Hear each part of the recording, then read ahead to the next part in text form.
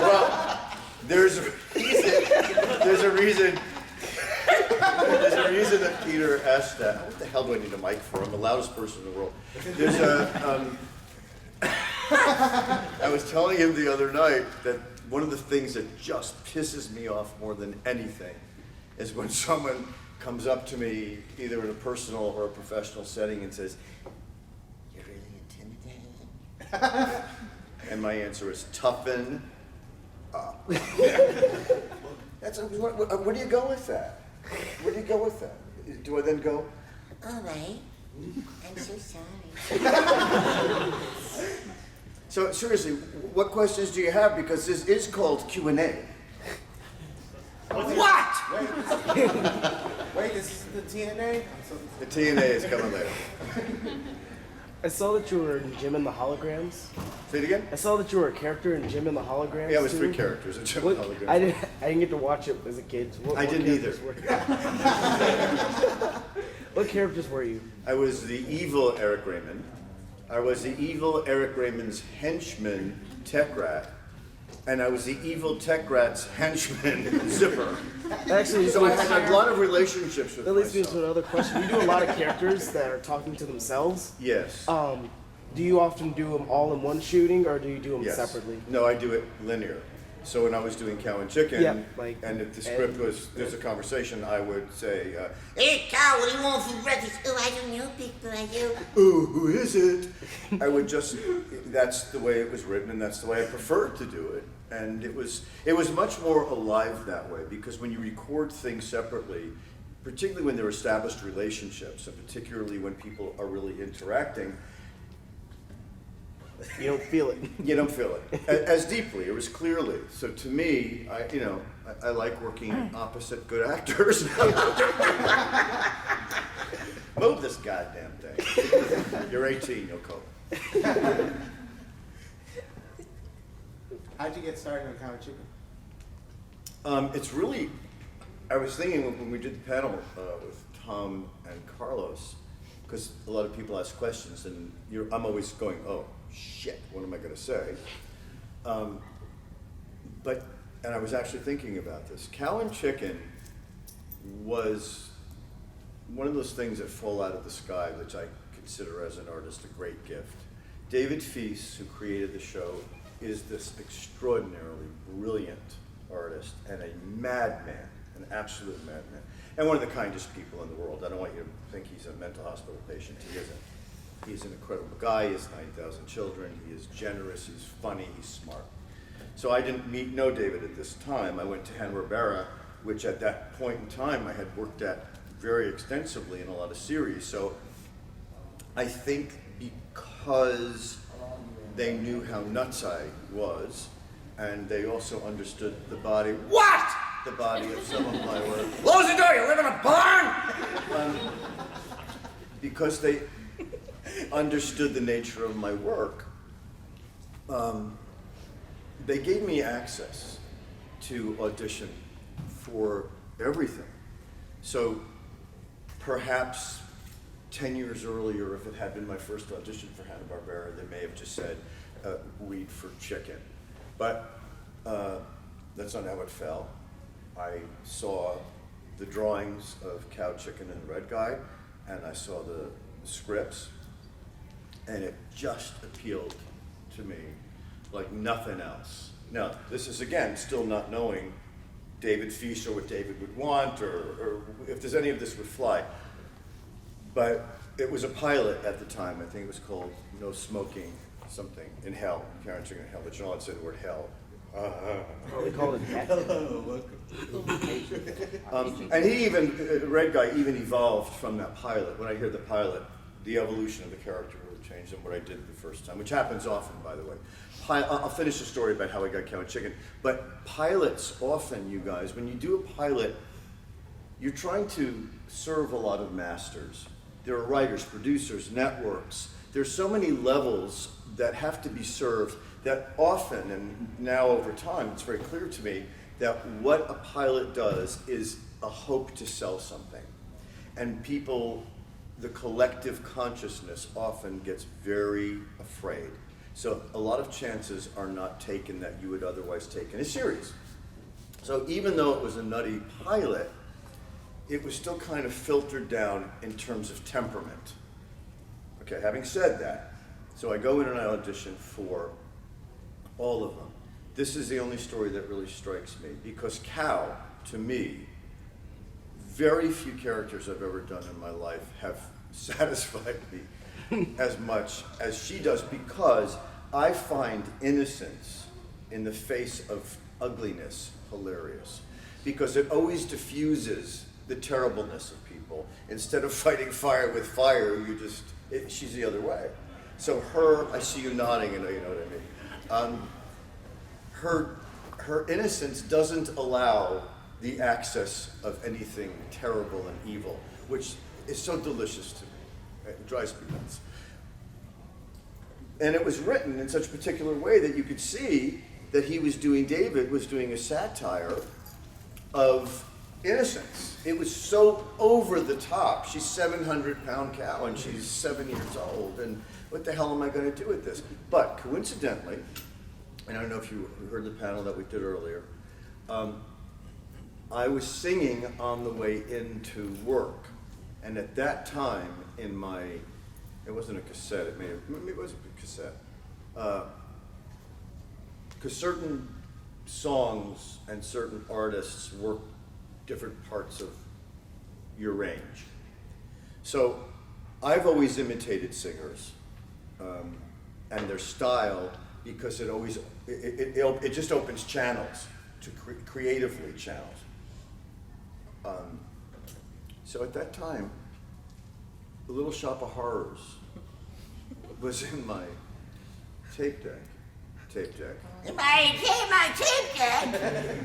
My pager went off. Oh, Grandma, you so silly. I love that. This is me with the phone. Hello, Viney! Get me Judson 6, 2000. That's the world I wish to live in. Anyway, I'm listening to Ellen Green, and the song comes on, Somewhere That's Green. Now, I had seen her do it in New York, and I had seen her do it in LA, and I just fell in love with her innocence. She was heartbreakingly beautiful. And as comic as the character was, there was this beautiful grounded truth that she carried that was so appealing. And what? I'm great. So I just come back down when I'm done, right? Yeah. Okay, thanks for getting me here, buddy. There was something so beautiful and grounded, and that to me is what good acting is that there is always a truth, no matter what you're doing, no matter how absurd, there's still a truth that has to be told. There's still a storytelling. So I started to sing with Ellen Green, as Ellen Green, and I was just driving. A matchbox of a fence of wheelchair. And I'm just doing, then the next song comes on, and I'm doing The Plant, the next song comes on, I'm doing Seymour. But I get to Hanna-Barbera, and it was so fresh in my thinking about Ellen doing Audrey. And when Cal appeared, I thought, holy shit, that's it. That to me, because it was about innocence. Those two characters have so much in common in their innocence. So that's what I auditioned with. I had no idea that David was crazy enough to hire me for all three parts. Chicken, when I grew up, my father was a traveling salesman, and so I was born in Paterson, New Jersey, but our family was moved to outside of Boston, to two suburbs, Quincy and Framingham. So at 2 years old, I learned, that's where I learned to speak. So my native tongue is from New England. I used to talk like this growing up as a kid. I sounded like a Kennedy. Do you still say coffee? No, because this is why. Yes, but worse. It gets worse, but yes. I was really an idiot. And then when I'm 6, the sons of bitches move us to New York. So I'm on the lunch line saying, yeah, Mrs. Ferretti, can I have some spaghetti and meatballs, please? Hey! They were evil. I mean, on me like white on rice. And I went, oh, I'm screwed. I'm screwed. So I started to talk like this. And in my adolescence, when boy's voice changes, I'm still waiting for mine to change. I was talking like this a lot. And this kind of how I was growing up until I learned, You know, I went to a voice teacher for singing, and she said, "Take your voice out of your nose." And how? I mean, that's how I was. I had to learn how to take my voice out of my nose. But that's where chicken came from. Chicken came from, it was a real reach back for me, very easy for me to access. that kind of, yeah, how you doing? Well, again, so I auditioned with that, who knew? And the red guy was very different. The red guy was really challenging because it was so obvious to me that his emotional life was so huge. He didn't, you know, if he stabbed himself with a pencil, he went, "Ah! Oh! Oh!" That made me laugh because people are so dramatic. You go, what just happened? What? So it was clear in the writing, and David's drawings were so extraordinarily flushed out, and his mouth was open, his eyes were spugged out, his big ass was just all over the place with that tail, and it just really appealed to me. And I'm thinking that originally in the pilot, the red guy was much more, I think he had a piece of Charles Nelson Riley. Do you know who Charles Nelson Riley is? He was a great, brilliant comic actor who became a brilliant director. But there was, Mrs. Muir, there was something persnickety. And I added some levels to it just on hope. Just based on how it appealed to me. Now, by the way, because I teach a lot, so this is part of what I want to say to you is what I say to all my classes. If your sense of humor is not present and not being served, you're cheating yourself and you're cheating your work. You have got to really love and enjoy what your own madness tells you. And I was very, very lucky. So I went in, I did those three characters, not thinking anything about it. I think the truth was I really wanted Cal. She just so appealed to me. I was giddy. And I think in the audition she was crying, and that cracked me up. What? But because it was so obvious that David was just really pushing crazy. I was so lucky. It was a perfect place for my crazy. So he went to bat. He wanted me for all three. And the network said, absolutely not. We are not having one actor do three parts. We are not going to be held up by it. Ixnay, no, beat it. And David said, no. No, it's my pilot. This is how it's going to be, and I want him. Well, how lucky was I? Extremely. So that's how I got it. And I really credit David Fees tremendously. Now, I think Chris Zimmerman, who's a beloved friend of 112 years, was the casting director at that time. I'm pretty sure. Chrissy, if you ever hear this and I'm wrong, I still love you. And whoever it was, I don't give a crap. But I think also she was very much in my court. So guys, you live a life. Everything conspires to one thing or another. Conspires to form a life. You never know where it's going to come from, do you? I sure as hell still don't. So, any other questions before I die? You already asked one. I'm going to get to this gentleman. No, but I'm going to answer you after I answer this guy, unless somebody else who hasn't asked, because this is the quietest goddamn group! Don't make me work this hard! I got this guy, then I got you, then I got you. Okay. Did you audition for both Bigheads, or just one? Yes, yeah, I absolutely did. Yeah. Yeah, this is some of what happened to me was I felt, and I said this before, there are no isms in this. You know, I'm blind as a bat. I can't really see who I'm talking to. Oh, when did you get here? I'm not an ambitious person at all. I'm the opposite. But I am very excited by a lot of things that I want to do. I just go about it differently. So my ambition or my courage, because I have terrible stage fright, great career I've picked, right? It's going away now that I'm 90.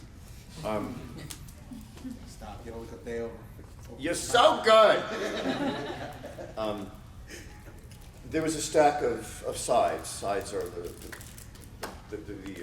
scripts that you're going to audition with, the picture of that, and I saw Ed and Bighead.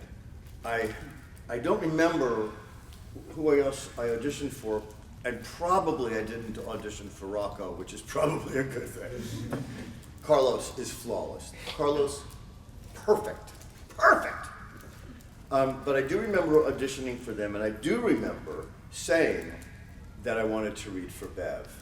And it was for Joe Murray, who didn't know me from A Hole in the Wall. And he was nuts and wonderful and open, and nobody kicked and screamed and said, no! But I also know that, you know, people kind of look at you like,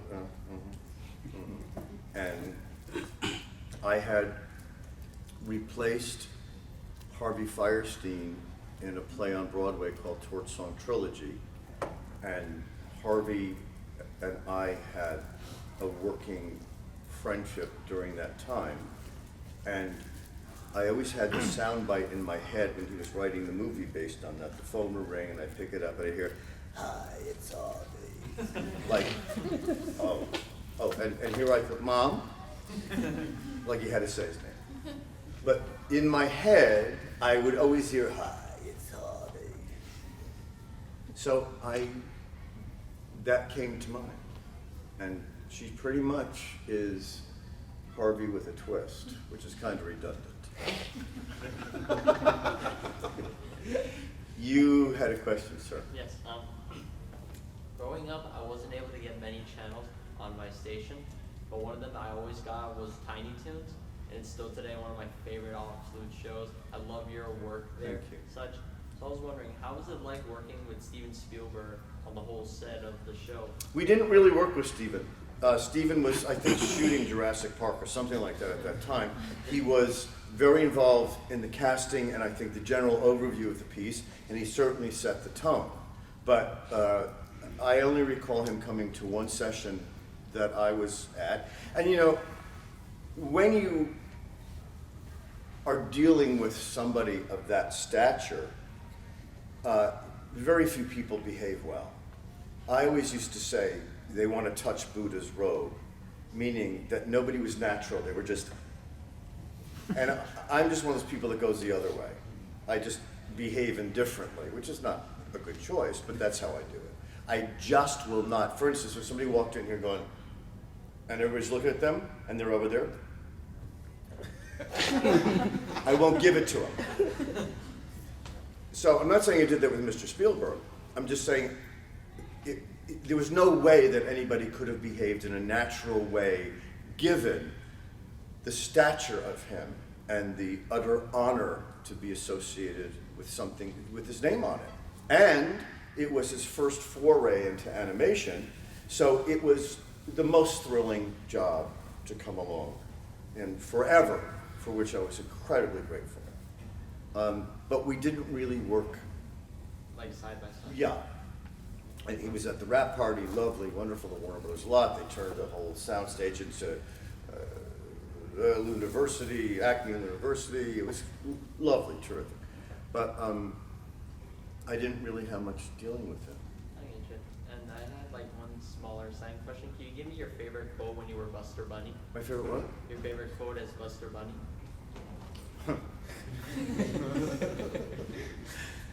I was going to say something.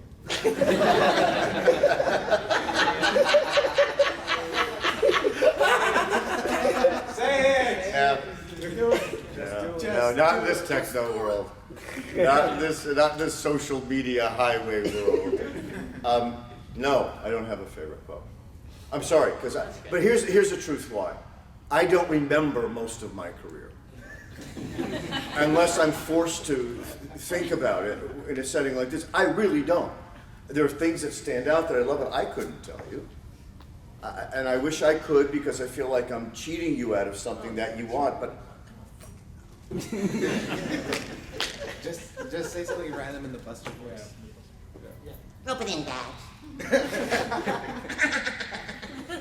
Hiya, Toots. you, sir, with the hat, with the white glove, What would you say your most challenging role was? living.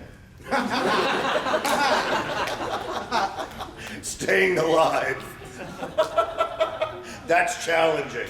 Oh, that's a knee slapper. The most challenging role for me was, oh, is my girl with you? Oh, I want her to come sit with me.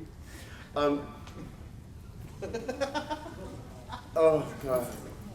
Salsa. Salsa. Well, Dad, just come sit next to me. We could all be three together. There's a staircase here. I would be so thrilled. My dogs are home. I'm very lonely. I need my dogs. Oh, Salsa. Hi, baby. Remember me? Come on, sugar. Come on, Mama. Oh, thanks for doing this, man. Oh, it's so lonely out there. Hi, come on, Mommy. Come on. Come on, little flower. Hi, remember me? Go. Come on. Come on. Hi, hi. We're doing a panel here.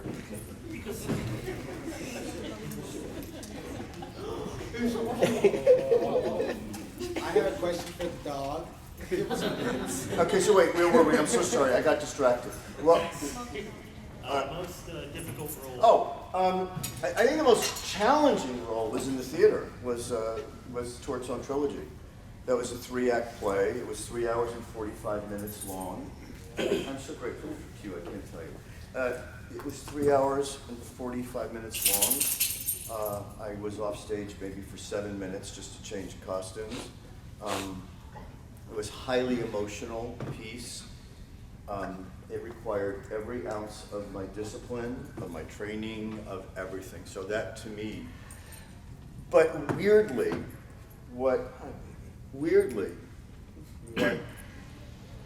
that training gave me was the ability to do what I do now. And the work ethic to do what I do now. The theater for me gave me the earth that I stand on, in terms of how I approach my work and the intensity that I approach my work with, and the level of commitment that I have when I am working. So it was one of the greatest gifts of my artistic life, for sure. And then I would have to say, in animation, Come on, Salsa. Come on, you baby. You want to sit with me? Daddy's going. Lay down. Lay down. Come on. Oh, what? Baby. She's beautiful.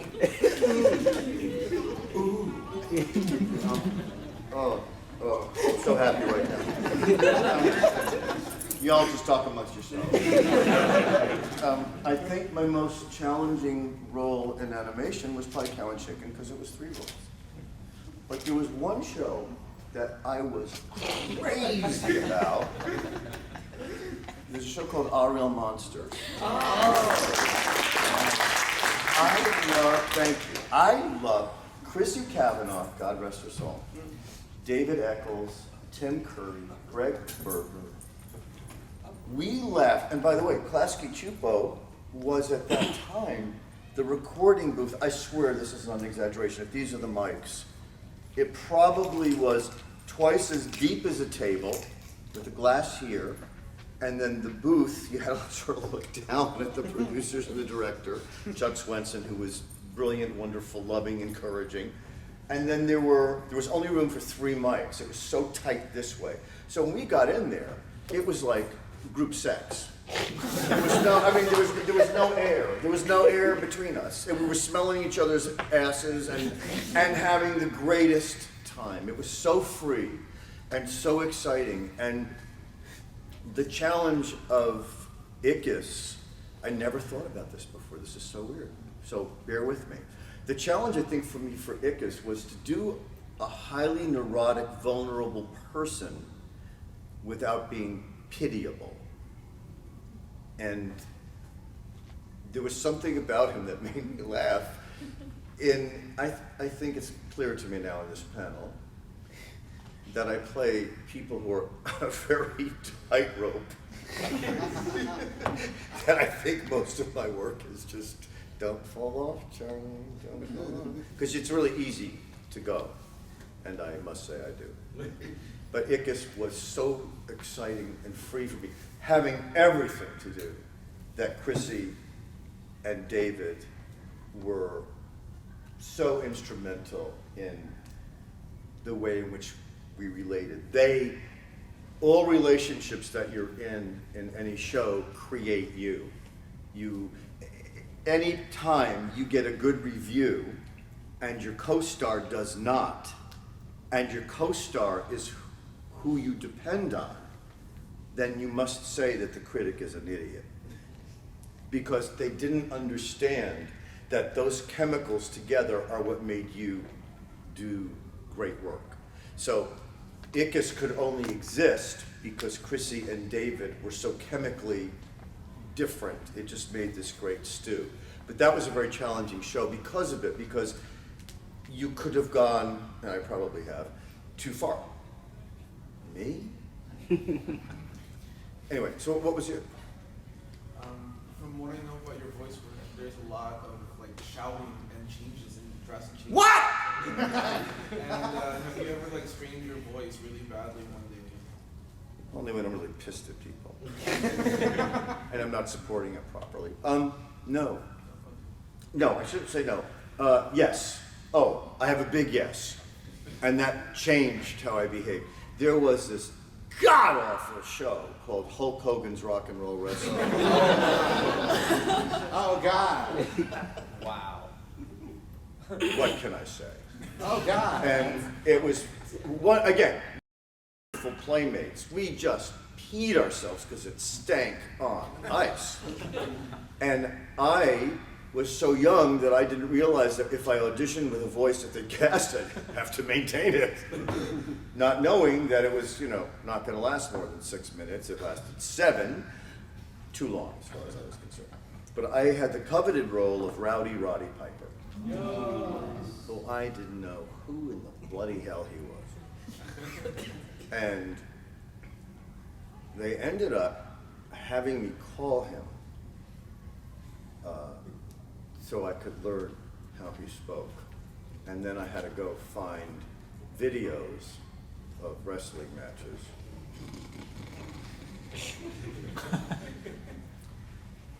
That just about killed me. Because he never, Roddy, as written, never would say, pass the salt. That was wicked, but that was early on. And I learned after that a few things. 1, shut your fucking mouth. 2 is don't audition with something that you cannot sustain in a long-term thing. And you really don't have to blow yourself out. And I had to go back to my training, which was, how do I support my voice without hurting myself? So there were a couple of things at play. Wait, I want to answer everybody, but this lady here. Did I miss anybody so far? You, and then over here we got a couple of people. Okay. It was more as a thank you, because of you with Cow and Chicken, you kind of like brought my dad and me when I was smaller more closer together, and we still watch it together to this day. So thank you. Oh, excuse me, I have to kiss this girl. Always got ducks everywhere. That means an awful lot to me. Thank you. Because you know what, we live in a vacuum, work-wise, and to think it did something for you is really lovely. Thank you. Thank you.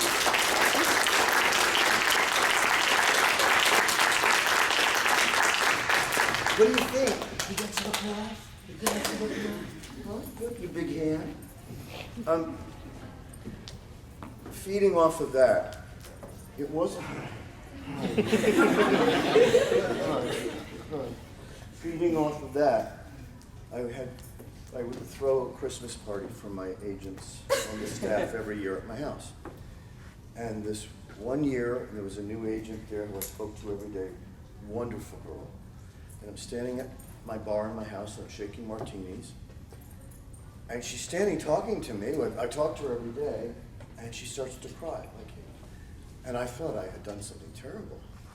And I said, Marielle, what, are you all right? She said.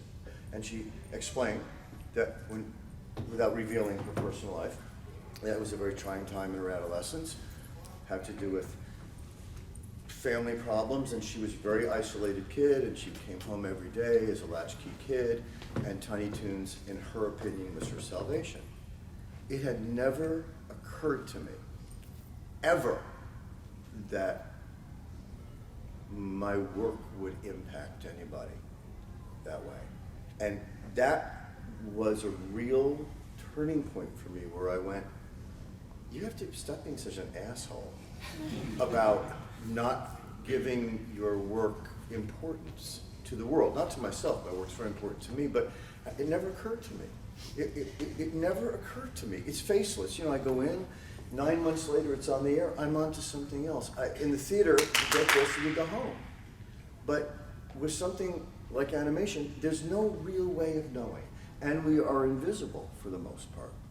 I mean, maybe the last 10 years people have become more visible because of the information highway and what we, you know, all this stuff. But at that time it wasn't. So it never occurred to me that it touched anybody. So thank you very, very much. And send my love to your dad. Well, how would you say, how would you recommend a good way to start getting yourself into the industry and networking? The industry of animation? Just animation and voice acting. It's hard for me to answer that, and I'll explain why. Because it's different. My mother, who just died, was always, everybody would say, Carol, you never answer a question simply. You answer it in volumes. I hear her, because I think that's how I'm going to answer this. I'll try to keep it brief. I think I consider what I do an acting job. So I don't separate it from voice actor. I hate that phrase.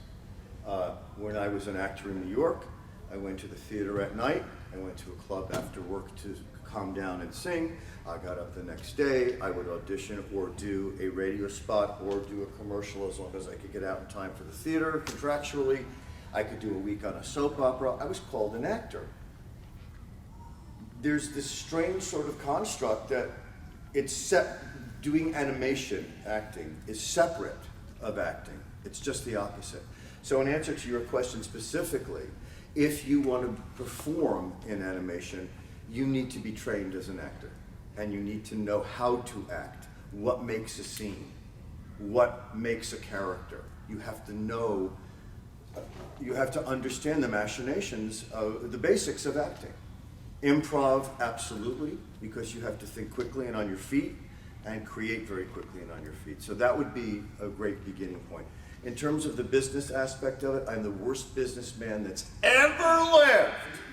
Don't ask me a business question. I suck.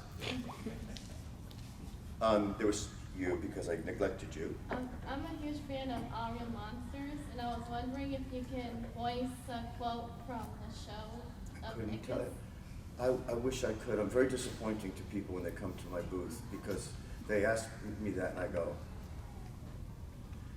In fact, when I do interviews for shows that I'm in and I have to do, excuse me, what's called B-roll, so when they promote the show, it's interviews. Last couple of shows, I had to say to the producers, I don't even know what the hell my character's name is. And what they do with me now, because I'm really, is I'll say, tell me what the question's going to be. Okay, you're going to ask it that way? Okay. And what's the answer to that question? Okay, go ahead, ask the question. They ask the question, I go. Well, you know, he's a HD 5713 from the planet Krakamaha, and yeah, and he's evil. There are things that don't mean anything to me informationally because it doesn't inform what I do or how I create a character. I don't care what he's wearing. I don't care about any of that. I care what he feels like. I care about what his point of view is. I care about his relationship or her relationship to himself and the world and the environment that he lives in. But I don't, beyond that, you got me? I'm terribly disappointing and I'm sorry. What do you think about adult themes and censorship in cartoons? Well, I think censorship, period, is bullshit.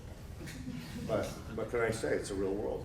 I will tell you this, that broadcast standards and practices, which unfortunately is always on the lookout for things that might be subversive or dirty. They say duty? Did they say dirty? It has been proven to me over the last 2 decades that a great deal of those people haven't been laid in 20 years. They are so repressed that they're on red alert for everything. And they have filthier minds than anybody else. So I'm not a fan of censorship. I'm a fan of people making good choices. I think it's important for parents to know what is appropriate for their children and not. And I think it's important for parents to make decisions based on their own code of ethics, what they believe is appropriate for their children, and not for the world at large.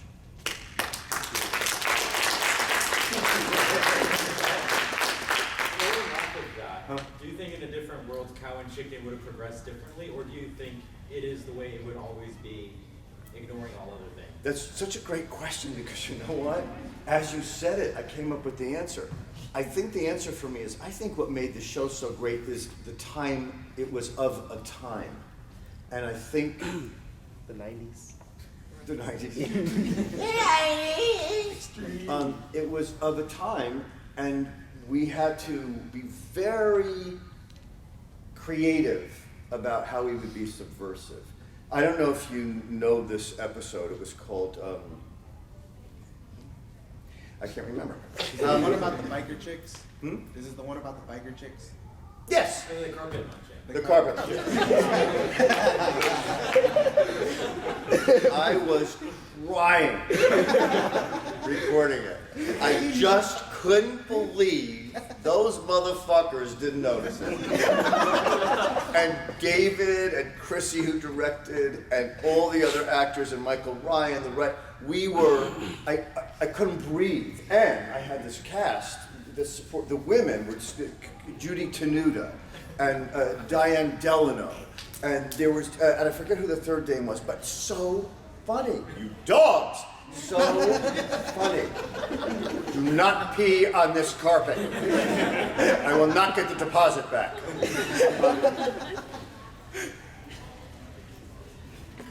They were so hilarious. So during the recording, it was like, it was impossible to function. And then, when Candy Milo, as the mother, says, when Cal says, Oh, Mother, I wish to go with the Buffalo Cows. Candy Milo says, D. Bradley Baker, the father, says, oh, honey, do you think we should? And Candy goes, oh, please, honey, I dabbled with the Buffalo Gals in college.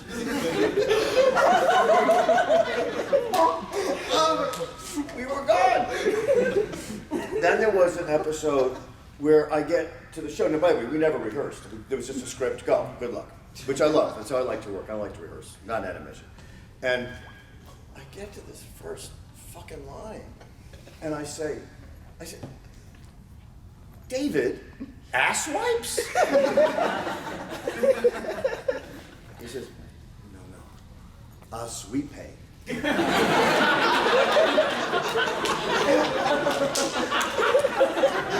It's the Sweepe tribe. So we got stuff in. So I think it was of a time. And I think if we weren't as restricted, I don't think it would be the show that we have. I think why it was so thrilling is you had to read between the lines. And I think there was so much going on. And luckily, those people who hadn't been laid in a long time missed quite a few points. you have any work that you regret?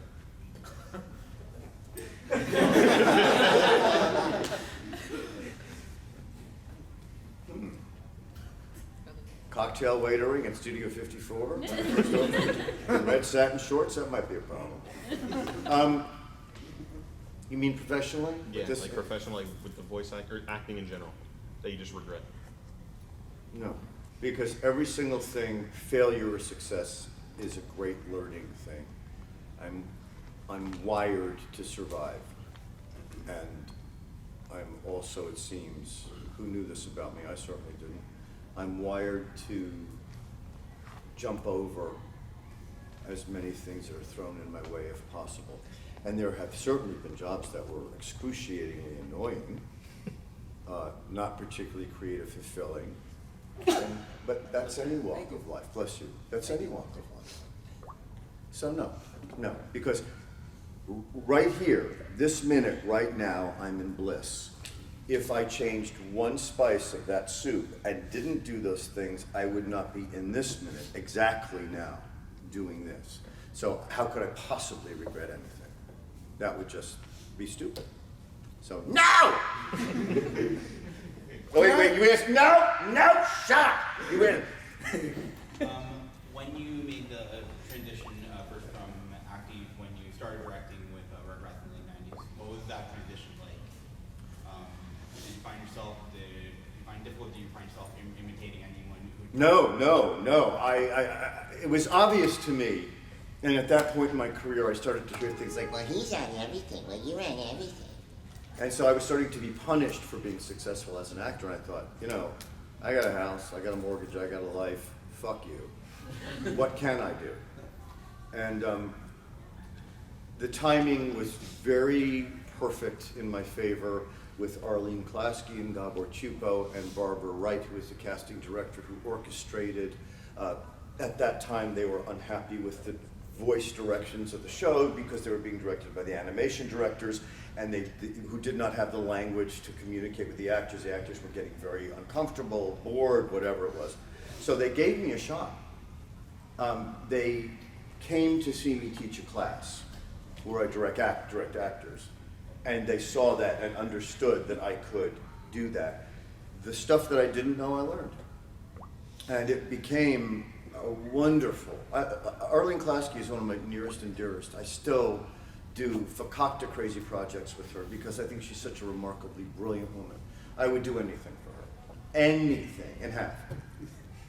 But she gave me and Gabor and Barbara gave me the door to walk through. Once you walk through a door, you better have something to support it. So I'm not saying they gave me my ability, but they gave me my chance. And then my abilities have just been honed over time. Well,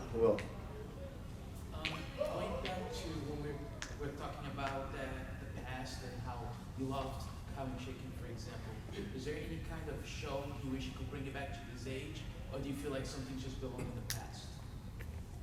that's such a great question. I never think about the past. One of my favorite expressions is "Don't look back; they're gaining on you." That's how I feel.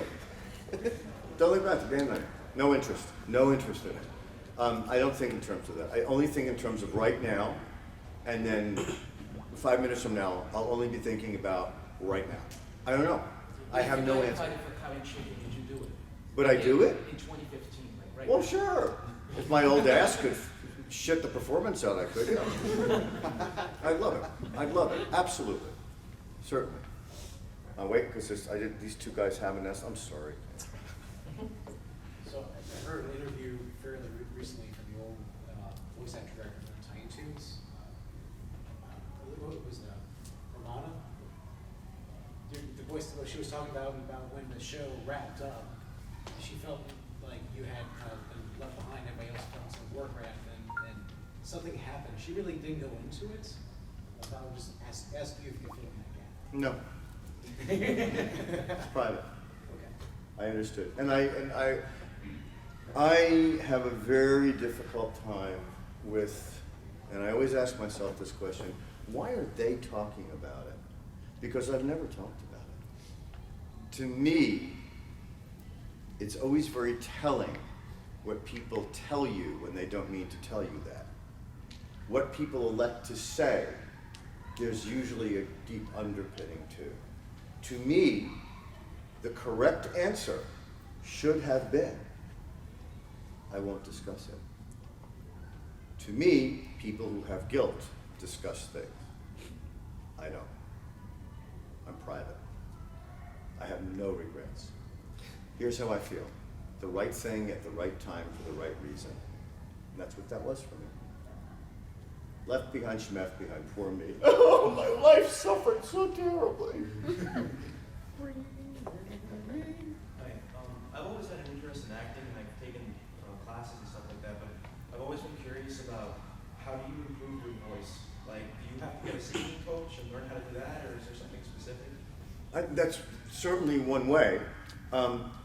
I think it's two things. I think creating a character, having a great sense of humor, seeing the satire of things, seeing the absurdity of things, putting yourself into a circus mirror and stretching it like a taffy pull is one way, because ultimately things start to emerge. And then vocally, what really starts to emerge, I'm petting this baby again, what really starts to emerge is they become characters as opposed to voices. The way in which you can increase your odds in terms of versatility is absolutely how do I use my voice? How do I protect my voice? How do I increase my range? And there are absolute exercises that you can do. But you could do all the vocal exercises in the world. If you don't have the skill to create and support a character, who gives a shit what you sound like?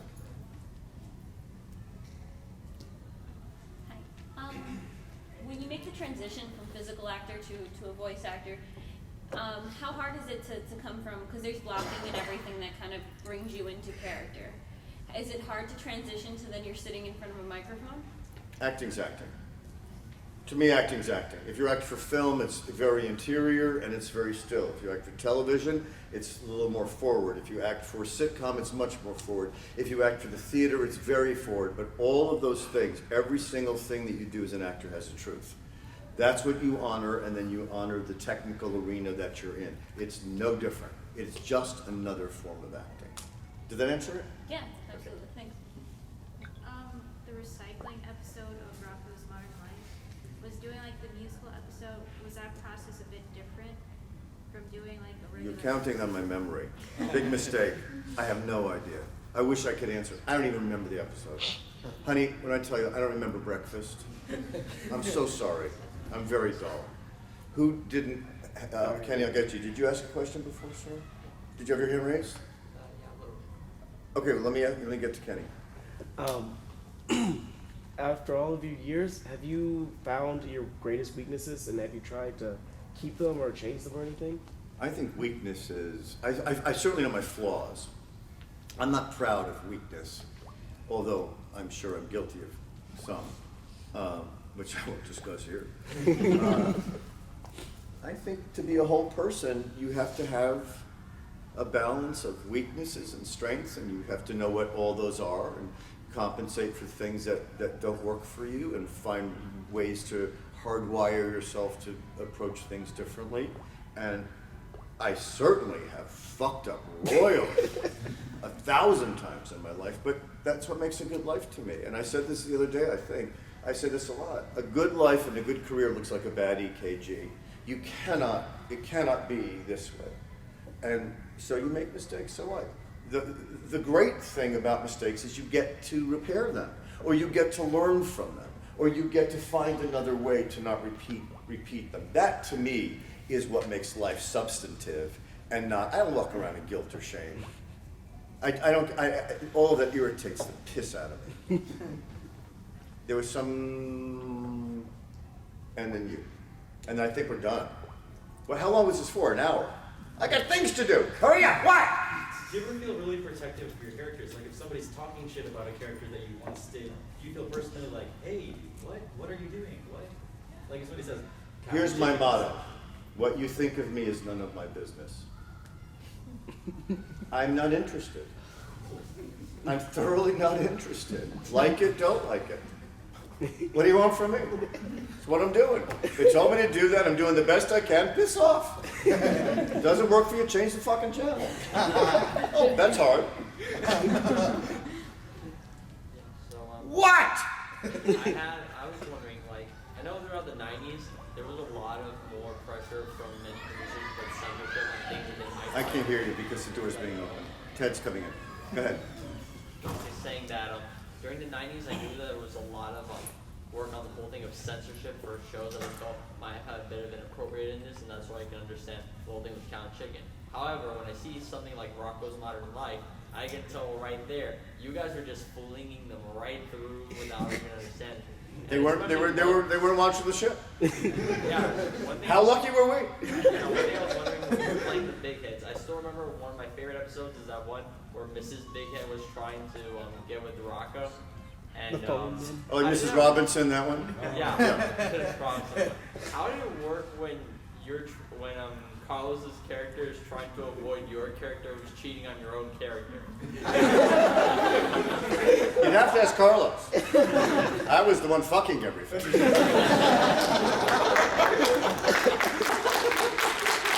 Thank you, guys.